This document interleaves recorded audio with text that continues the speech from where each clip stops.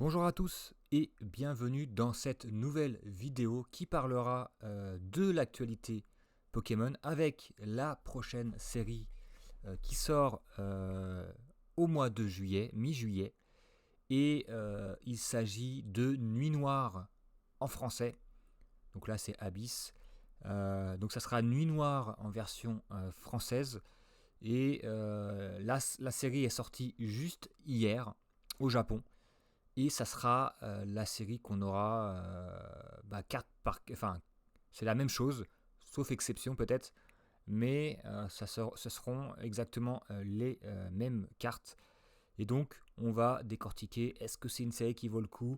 Alors, le Pokémon mis à l'honneur, c'est Darkrai, un Pokémon légendaire plutôt apprécié des fans, en termes de Pokémon légendaires, mais en termes de Pokémon tout court. C'est pas mon cas, mais bon, je ne concerne pas toute la population.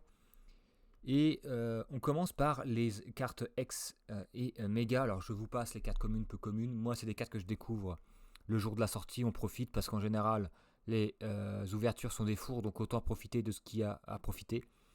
Et vous pouvez constater que c'est quand même une petite série. Il n'y a pas énormément de AR, il n'y a pas énormément de cartes tout court. Et on commence par la Floramantis, si ma mémoire est bonne. Donc un Pokémon qui est rarement mis à l'honneur, qui est globalement dégueulasse. C'est vrai que c'est des cartes X, j'en ai parlé sur l'ouverture précédente, où quand tu tombes sur Blanchitrou et compagnie, t'es dégoûté parce que c'est pas des jolies cartes en fait. C'est malheureusement c'est des ultra, elles sont cotées comme des ultra rares, elles prennent une place d'ultra rares, mais la plupart elles sont sans intérêt. Il y a notre copain Wailord qui a toujours à peu près la même gueule. Donc pareil, c'est des cartes, ça c'est une carte que tu veux pas obtenir. Là, Zeraora, je pense qu'en vrai, elle sera stylée. L'effet des couleurs, là, noir plus coloré, je pense que ça sera une jolie carte. En tout cas, moi, c'est une carte que je pense prendre. Mais elle coûtera pareil, elle coûtera 1 euro, 2 euros, grand maximum. Ne vous faites pas d'inquiétude là-dessus. Il y en aura aussi pour les petits budgets. Donc il y en a une qui m'intéresse pour le coup. Là, Lugulabre, pareil, c'est toujours un peu la même chose. Moi, je passe mon chemin. Pareil pour le Charcos. C'est des cartes qui sont très similaires entre elles. Malheureusement, il y a des Pokémon qui sont beaucoup moins mis en avant que d'autres. Le Darkrai, ça fait partie des cartes où je dis tout le temps où est le cucu, où est la tétette. Mais il a un petit flow, je peux comprendre que ça puisse intéresser, mais c'est pas mon cas. Le Morpeko, pareil, toujours en mode énervé, on passe. Le méga Minotape, il est dégueulasse. Pardon famille, pardon au taupe. Mais c'est vraiment pas le top. C'est vraiment, c'est le cas de le dire. C'est pas fait exprès, mais c'est le cas de le dire. Vous pouvez constater que ouais, sur la série de base, il y a 81 cartes. Et donc là, les mecs, on a fait le tour des ex méga. Enfin, voilà, 2, 4, 6. Vous avez 8 cartes. Et donc, vous avez de grandes chances de tomber sur des doubles. Donc j'espère que vous tomberez sur celle qui vous intéresse, mais encore une fois, Pokémon Company, depuis plusieurs séries, depuis longtemps, propose des ex et des mégas qui sont claqués au sol malheureusement. Pourtant, ils savaient faire, hein. C'est comme les Full Art, ils savaient faire, mais ils ont mis des nouvelles cartes comme les AR qui sont très réussies, puis ils ont mis de la merde sur les autres. On passe ensuite à la carte que je pense être ma carte préférée de la série, le Pokémon. C'est le petit de Floramantis, je ne sais jamais le nom. Mais il me plaît pas, mais la carte je la trouve très jolie. Alors là, c'est qualité scan, donc c'est pas ouf, donc elle manque de brillance, ça sera plus joli je pense. Donc ça sera ça sera une des cartes que j'essaierai de choper. On a la Kamadura qui a des couleurs plutôt sympathiques, je pense que ça pourra intéresser des gens. Moi c'est pas suffisant pour que je me l'achète. On a la Poissirène, moi je l'appelle la Poissirène enceinte parce que je trouve qu'il y a une forme trop chelou sur le bid, y a un truc qui va pas, ou alors c'est moi, mais la carte est très jolie. Je pense que ça fait partie des cartes AR les plus jolies de la série à avoir. Ce ne sera pas forcément les plus chères, hein, parce que Poissirène n'est pas un Pokémon recherché, c'est pas un Pokémon apprécié ni son évolution. Donc vous inquiétez pas, ça coûtera pas des 1000 et des cents. On a l'Oratoria, celle-là je suis mitigé. J'aime bien le côté reflet de l'eau, mais le Pokémon en lui-même, je trouve que c'est un peu, ouais, j'ai pas le terme. Ça bave un peu, le décor aussi, je sais pas. C'est un petit peu l'effet Togekiss qu'on a sur Héros Transcendant. Du coup, je pense que je passerai le chemin. On a Elexprint en mode vénère, pourquoi pas, mais pareil, c'est pas une carte que je suis prêt à mettre les sous. Comme on dit, si on tombe dessus en ouverture, on garde, sinon on se procurera pas, mais après, c'est les goûts et les couleurs, hein. C'est votre Pokémon préféré, je pense que vous irez la récupérer. On a le Flagados qui a toujours une tête affreuse. C'est rigolo 5 minutes, pareil, moi c'est pas une carte qui m'intéresse, même si le décor pourquoi pas. On a le Pokémon Spectre Encre, j'ai plus le nom, c'est pas Branette, hein. Pareil, je suis pas un grand fan du Pokémon, donc moi je vais passer mon chemin. Le renard, Roublenard, si je dis pas de conneries, pareil, l'effet de la de la carte me plaît pas suffisamment.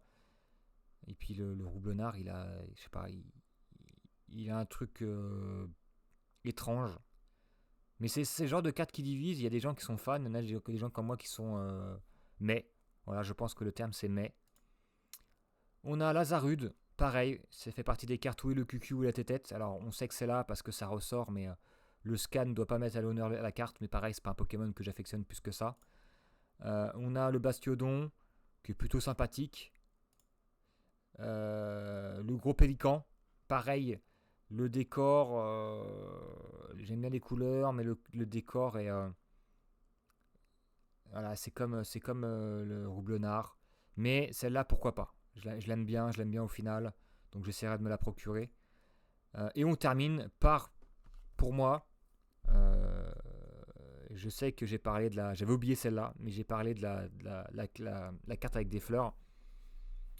Celle-là, c'est la plus belle, c'est la plus jolie. Le Sylvalier, je la trouve archi stylée.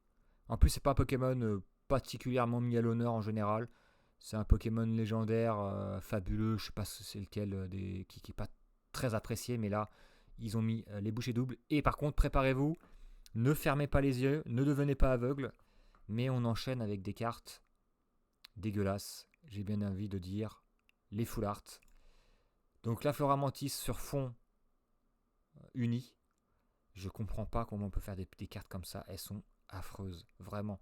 Quand tu vois que les cartes elles valent moins de 2 balles, tu comprends. La Wailord, c'est pareil. La Mega Zeraora, je pense qu'elle peut être jolie, mais là, le scan ne la met pas à l'honneur. Mais c'est vrai que faut voir en vrai. Je suis mitigé. Lugulabre, voilà, pareil. Le gros dinosaure. Là, c'est affreux le fond. C'est affreux. Pareil, le, euh, le Darkrai, c'est compliqué. Le Morpeko, c'est très compliqué. Le Minotaur, j'en parle même pas parce que la méga est dégueulasse. Donc la carte est forcément dégueulasse. L'un ne va pas sans l'autre. Et puis, ils se sont dit, tiens, si on mettait plein d'objets de merde. Donc ça, c'est la DA de la chaîne. On aura forcément une carte comme ça. Donc là, t'as le poivre. T'as le truc énergie, échange. T'as le maillet. T'as la cloche. T'as la bombe. T'as la couronne de je sais pas quoi.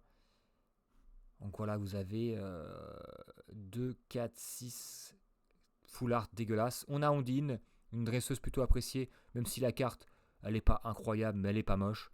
Il y a bien mieux avec Ondine, notamment avec le Psychoquack dernièrement. On a le maître de Sylvalier dont j'ai oublié le nom. Mais pareil, le carte s'en fout. Elle, c'est pareil, on s'en fout. Voilà, les cartes dresseurs, vous connaissez ma passion pour. Ensuite, on a la Zeraora alternative. Moi, je l'appelle la Megaman. Il y a des illustrations de Megaman un peu comme ça aussi. C'est un mix de Megaman super guerrier.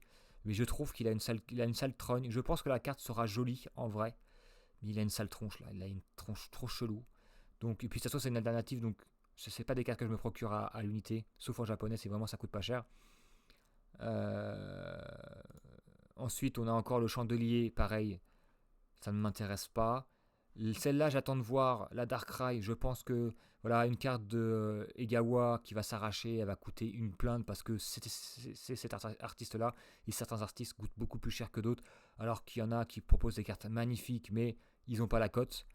Elle sera, je pense, un peu plus jolie en vrai, mais voilà, j'apprécie pas spécialement ce genre de DA.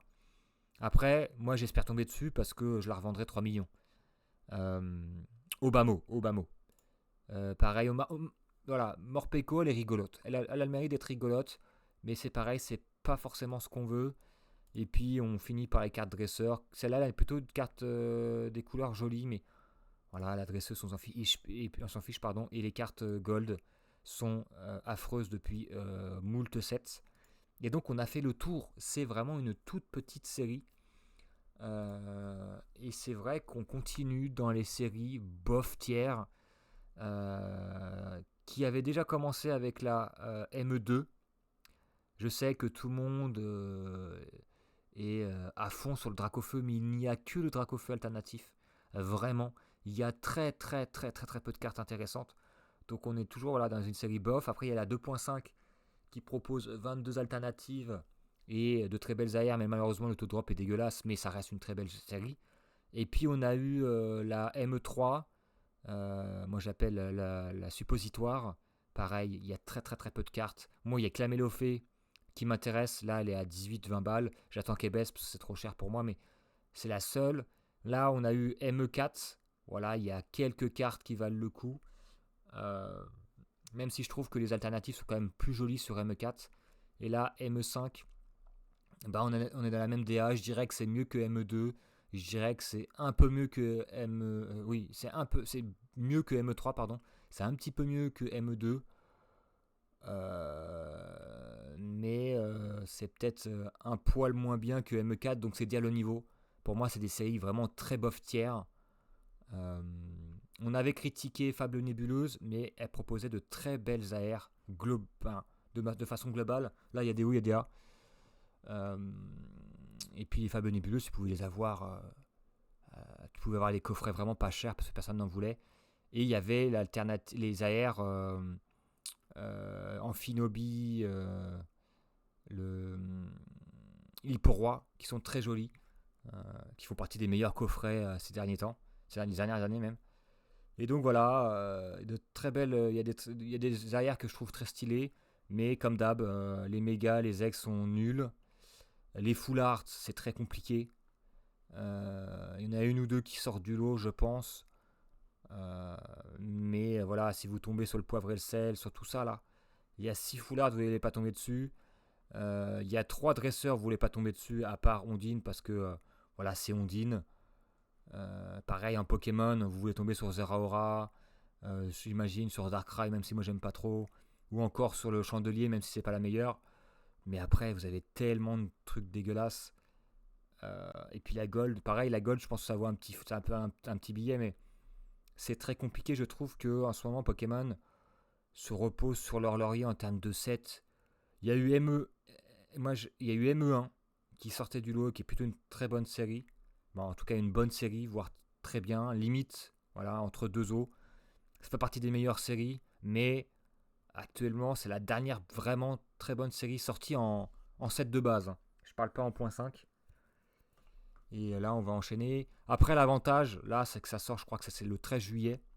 L'avantage, c'est qu'il n'y aura personne dans les magasins. C'est comme Noir et Blanc. Moi, j'ai pu me procurer du Pokémon comme Jaja. Je vais pas trop acheter, mais parce que ça coûte du pognon. Mais voilà, j'ai pris ce que je voulais et puis j'ai ouvert un petit peu. Mais là, ça va être pareil cet été. Personne aura acheté, même si c'est Darkrai. Vous pourrez aller à votre magasin. Même à l'heure de déjeuner, pas forcément à l'ouverture, vous aurez votre petite carte, vos petites cartes. Et c'est le principal. Là, ce qui peut sauver actuellement, c'est les 30 ans, mais le problème des 30 ans, c'est que vous savez comment c'est que ça va être impossible à récupérer. En magasin, il y aura des queues de malades. Si vous connaissez des sites, mais bon, pareil, ils vont être pris d'assaut. Ça va être compliqué, vraiment très compliqué de choper. On essaiera d'en avoir pour la chaîne pour ouvrir un petit peu, mais je ne garantis rien. Du coup, voilà, c'était la petite vidéo actualité de la prochaine série qui est, voilà, encore une fois, bof tiers. On ouvrira comme d'habitude 7-8 boosters en espérant que l'ouverture sera mieux que Chaos Ascendant, qui était une des pires d'assez loin, je pense. Depuis quelques temps, en tout cas. Parce que, rappelez-vous, des coffrets sans rien, des ETB sans rien, on s'en rappelle. Mais ça commence à dater. Sur ce, je vous souhaite une bonne soirée, un bon appétit, tout ce qui vous plaira. Portez-vous bien d'ici là. Et puis, à la prochaine. Ciao, ciao.